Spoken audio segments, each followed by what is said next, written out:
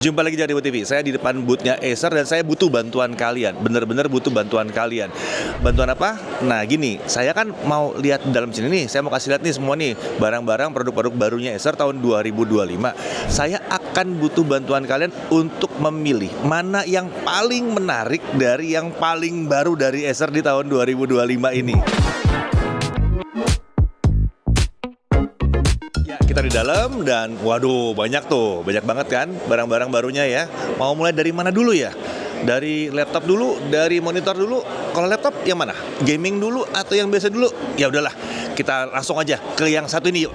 Nah, di booth Acer ini ada banyak banget produk mereka. Langsung aja kita lihat mulai dari line up laptopnya dulu. Yang pertama ada Acer Swift Edge 14 AI. Nah, kalau ini sih laptop super ringan yang saya sangat suka nih. Sayangnya kita nggak akan bahas laptop ini di video kali ini. Tapi tenang, karena laptop ini akan kita bahas lebih detail dalam sebuah video yang terpisah nantinya ya. Berikutnya, ada Swift X14 AI dan Swift X14. Nah, kalau ini adalah laptop thin and light dari Acer yang cocok banget dipakai untuk content creator. Karena udah dibekali dengan discrete GPU terbaru yang super kencang. Untuk varian Swift X14 AI akan dibekali dengan prosesor dari AMD up to Ryzen AI 9 365. Dan untuk varian Swift X14 akan dibekali prosesor dari Intel up to Core Ultra 9 285H. Kapasitas RAM-nya up to 32GB LPDDR5X dengan kapasitas storage hingga 2TB SSD NVMe PCIe Gen 4. Menariknya, laptop ini sudah dibekali dengan discrete graphics terbaru dari Nvidia GeForce up to RTX 5070 laptop dengan Nvidia Studio Drivers. Jadi langsung siap untuk berbagai kegiatan content creation. Untuk dimensi, panjangnya 32,2 cm, lebar 22,7 cm, dan ketebalan di 0,97 cm untuk sisi paling tipis, sementara sisi paling tebalnya ada di 1,79 cm. Bobotnya masih cukup ringan ya, di kisaran 1,6 kg. Keren sih ya, laptop pakai RTX 5070 tapi bobotnya cuma 1,6 kg. Layarnya punya ukuran 14,5 inci dengan panel OLED resolusi 2,8K. Tentunya yang satu ini diklaim sudah 100% DCI P3 dan udah punya sertifikasi VESA Display HDR True Black 500 dan udah diverifikasi oleh Calman. Berikutnya ada Swift Go 14 AI dan 16 AI. Seperti namanya, kedua laptop ini memiliki perbedaan di ukuran layar. Untuk Swift Go 14 AI pakai panel OLED ukuran 14 inci dengan resolusi 2,8K. Sementara Swift Go 16 AI pakai panel OLED 16 inci resolusinya 3,2K. Keduanya diklaim memiliki color gamut 100% DCI P3 dan sudah disertifikasi VESA Display HDR True Black 500. Untuk opsi prosesornya itu hingga Intel Core Ultra 7 258V dengan RAM hingga 32GB LPDDR5X. Kapasitas storage-nya hingga 2TB untuk varian 16 dan 1TB untuk yang varian 14. Bobotnya 1,6 kg untuk varian 16 dan 1,3 kg untuk varian 14. Untuk ukuran varian 16 itu punya panjang 35,5 cm, lebar 25 cm, dan ketebalan 1,59 cm. Sementara yang varian 14 inci punya panjang 31,2 cm, lebar 22,5 cm, dan ketebalan di 1,59 cm. Sama seperti Swift Go yang pernah kita review, laptop ini juga punya touchpad yang berfungsi sebagai media control. Tapi ada fitur baru di touchpad ini, yaitu meeting control. Terdapat shortcut yang biasa digunakan saat meeting seperti mute mikrofon dan mematikan webcam. Menarik banget sih ini ya. Nah, di dekat area laptop lini Swift ini ada satu laptop yang ditaruh dalam box kaca seperti ini. Katanya ini adalah calon laptop baru dari Acer yang pakai prosesor Panther Lake alias prosesor generasi baru Intel yang saat ini belum dirilis. Sayangnya kita nggak bisa megang laptopnya secara langsung, jadi belum banyak informasi tentang laptop ini juga. Ya seharusnya sih laptop ini hadir di akhir 2025 atau bahkan mungkin di CES 2026. Laptop berikutnya ada dari lini Aspire, yaitu Aspire 14 AI dan Aspire 16 AI. Laptop-laptop dari seri Aspire ini akan hadir dengan berbagai spesifikasi. Ada yang menggunakan prosesor hingga Intel Core Ultra 7 258V. Ada yang pakai prosesor AMD hingga Ryzen AI 7 350. Dan ada juga yang menggunakan prosesor Snapdragon X. Semuanya memiliki opsi kapasitas RAM hingga 32GB LPDDR5X dan opsi storage hingga 1TB SSD NVMe PCIe Gen 4. Nah, untuk varian Intel dan AMD akan ada beberapa opsi layar, yaitu 16 inci OLED untuk resolusi 2K, 14 inci OLED dengan resolusi Full HD, 16 inci IPS dengan resolusi Full HD, dan 16 inci IPS resolusi Full HD dengan opsi touch screen. Sementara varian Snapdragon ini pakai layar IPS dengan ukuran 14 dan 16 inci dengan resolusi Full HD dan opsi touchscreen. Untuk yang ukurannya 16 inci, bobotnya ada di kisaran 1,5 kg, sementara yang 14 inci bobotnya ada di kisaran 1,2 kg. Sekarang kita masuk ke area gaming. Yang pertama ada Predator Helios Neo 14 AI. Nah, ini adalah laptop high performance super kencang yang sangat ringkas dari Acer. Prosesornya itu pakai Intel Core Ultra 9 285H yang sudah punya 16 core. GPU juga baru banget nih, pakai opsi hingga Nvidia GeForce RTX 5070 laptop. RAM-nya kapasitasnya hingga 32GB dengan storage up to 2TB. Ukurannya terasa sangat ringkas ya, dengan layar OLED ukuran 14,5 inci, resolusi 2,8K dengan response time di 0,2 milisecond. Bobotnya juga masih di bawah 2 kg, tepatnya di 1,9 kg. Jadi masih oke nih buat dibawa kemana-mana. Sistem pendinginnya pakai 5th Gen Aeroblade 3D Fan dengan vector heat pipe dan liquid metal thermal grease untuk menjaga seluruh komponennya bisa tetap adem. Laptop gaming berikutnya adalah Predator Triton 14 AI. Yang satu ini juga mungil dengan ukuran layar sama seperti Helios Neo barusan ya, di 14,5 inci. Panelnya OLED dengan resolusi WQXGA Plus atau 2,8K. 1 milisecond response time dan udah diverifikasi Kalman juga. Jadi cocok banget untuk content creator kelas profesional. Bobotnya hanya 1,6 kg dengan ketebalan maksimum di 1,7 cm. Nah, walaupun mungil, yang satu ini nggak kalah kencang karena prosesor udah pakai Intel Core Ultra 9 288V dengan RAM 32GB LPDDR5X.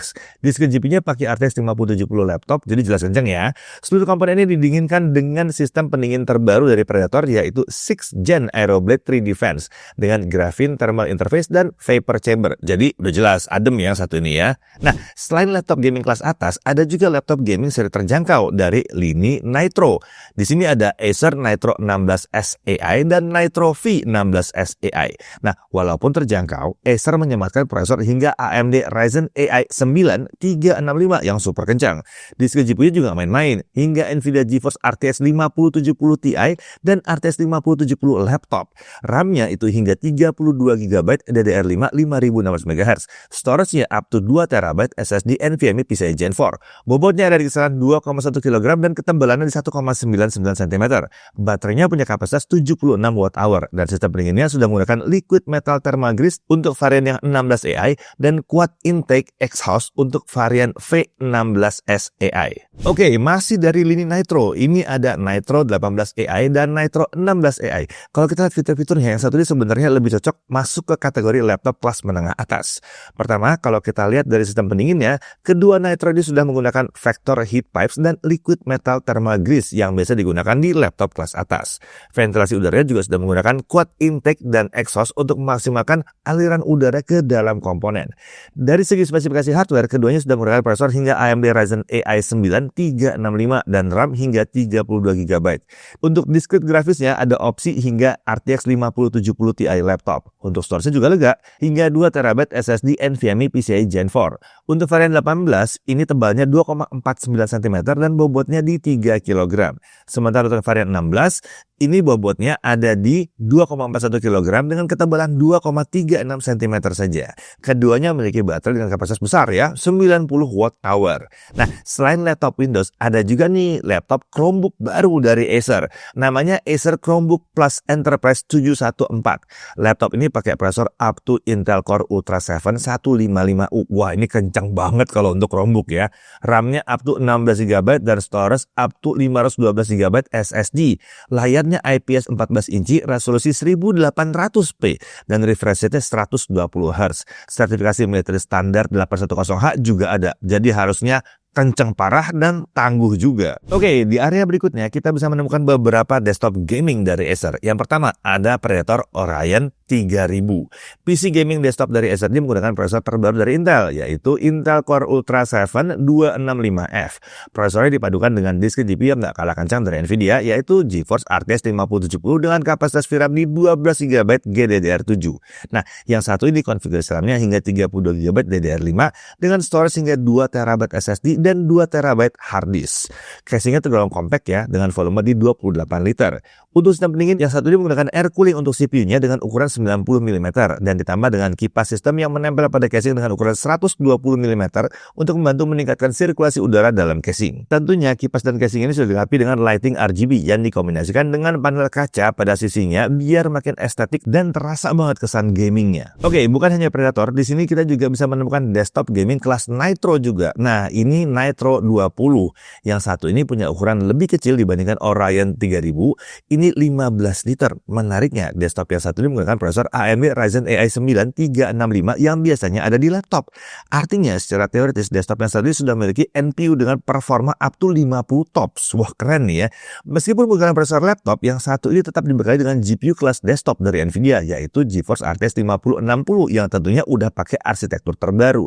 RAM-nya menggunakan konfigurasi dual channel dengan kapasitas hingga 32 GB dengan storage 1 TB SSD M.2 NVMe PCIe Gen 4 plus 1 TB hard disk berukuran 3,5 inci.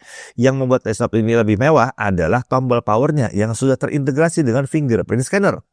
Jarang-jarang ya ada desktop PC yang dilengkapi dengan sistem keamanan biometrik terintegrasi seperti ini. Oke, kita lanjut lagi. Ini ada deretan monitor dari Acer. Pertama kita lihat dulu monitor profesional buat kreator. Ada Acer Pro Creator PE320QXT.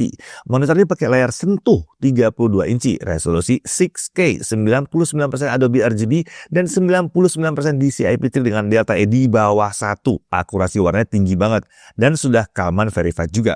Ada sertifikasi display SCR600, support input stylus juga, dan webcam bawaannya ini 8 megapiksel. Standnya cukup kokoh dan bisa diatur untuk ketinggian dan kemiringannya. Lalu ada juga PE320QK X yang harusnya lebih terjangkau. Ukurannya 32 inci juga, tapi ini 4K, pakai QD OLED dan 240 Hz.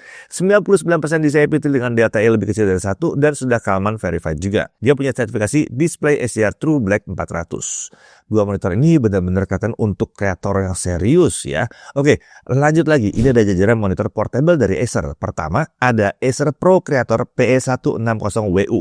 Ukurannya adalah 15,6 inci, pakai OLED, resolusi 1800p dan refresh rate di 120 Hz. Color gamutnya 100% DCI P3 dengan delta E di bawah 2. Tentunya ini lebih diarahkan buat kreator, buat editing foto, video, dan sebagainya. Untuk interface-nya bisa pakai USB-C dan HDMI. Bentuknya ringkas banget ya, cocok buat kreator yang butuh lebih dari satu monitor tapi suka kerja dari mana saja. Berikutnya ada monitor portable Acer PD243YE yang lega banget dengan dua layar berukuran 23,8 inci. Ini pakai panel IPS resolusi Full HD, refresh rate sampai 100 Hz.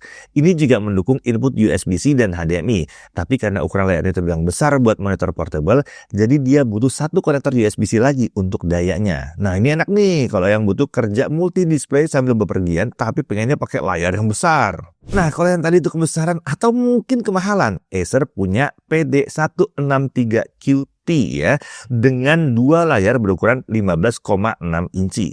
Ini pakai layar IPS, resolusinya Full HD juga, plus kedua layar ini bisa diatur supaya jadi satu layar besar vertikal. Oh ya, dua layar portable ini juga bisa dilipat seperti ini nih, jadi lebih ringkas ya kalau mau dibawa-bawa. Nah, masih bicara soal monitor portable, di sini ada juga Nitro PG271K. Ini monitor gaming. Layarnya 27 inci, panel IPS dengan respons time di 0,5 milisecond. Monitor ini punya support Dynamic Frequency Resolution atau DFR. Jadi, dia bisa pakai 4K 75 Hz atau Full HD 144 Hz. Masih dari lini Nitro, ada dua monitor unik di sini karena sudah pakai Google TV ya. Ada Nitro GA321QKP dengan layar 32 inci 4K 165 Hz. Ada juga yang pakai layar curve 34 inci Nitro GA341CUR W0 dengan resolusi UWQHD atau Ultra Wide QHD dengan refresh rate 240 Hz. Karena pakai Google TV, kedua monitor ini bisa buka app seperti YouTube dan lain-lain secara langsung nih jadinya ya, bahkan nggak perlu pakai laptop atau PC desktop lagi. Sekarang ke monitor gaming yang lebih serius lagi nih, ada Predator X27U F5 dengan refresh rate 500 Hz. Ya, mau gaming mulus banget bisa nih pakai monitor ini ya. Layar 27 inci pakai QD OLED, jadi response time-nya udah pasti rendah ya. Resolusinya QHD 2560x1440 pixel. Ini udah 99% DCI P3 dengan display SDR True Black 500. Jadi tampilannya mantap banget. Dia udah pakai adjustable stand dan monitor ini juga tipis banget. Lalu kalau butuh 4K refresh rate tinggi, ada Predator X27X. Ini pakai QD OLED juga, resolusinya tentunya 4K dengan refresh rate sampai 240 Hz. 99% DCI P3 dan sertifikasi VESA display SDR True Black 400. Ini juga pakai adjustable stand, mirip dengan yang 500 Hz tadi, dan yang ini bodinya juga tipis. Oke, itu untuk jajaran monitor ya. Kita lanjut ke produk yang lain. Acer juga pamerin proyektor nih di sini ya. Ada PD1810 PD1520S dan PD1520 US. PD1810 ini punya resolusi 4K, tingkat kecerahannya hingga 1000 ANSI lumens dengan ukuran proyeksi hingga 100 inci. Kalau yang PD1520S resolusinya Full HD, tapi tingkat kecerahannya bisa nyampe 1200 ANSI lumens. Untuk ukuran proyeksinya nyampe 75 inci. Nah, kalau yang PD1520 US itu resolusinya Full HD juga, tapi tingkat kecerahannya itu di 500 ANSI lumens. Menariknya, yang satu ini dilengkapi dengan touch module, jadi hasil proyeksinya bisa kita sentuh seperti layar touchscreen. Unik kan? Berikutnya ada solusi untuk koneksi internet portable dari Acer Connect yang terdiri dari M4, M6e Plus, dan D5 Pro. Untuk Acer Connect M4 ini adalah portable mobile Wi-Fi dengan koneksi hingga 16 perangkat. Menariknya, yang satu punya IP rating di IP68, jadi ada proteksi terhadap debu dan air. Kalau Acer Connect M6e Plus, ini adalah router Wi-Fi portable dengan koneksi hingga 128 perangkat. Jadi cocok nih kalau mau dipakai di tempat yang penggunanya ada banyak. Sementara untuk Acer Connect D5 Pro adalah dongle 5G dengan konektor USB-C. Jadi bisa langsung dihubungkan ke perangkat seperti laptop atau tablet.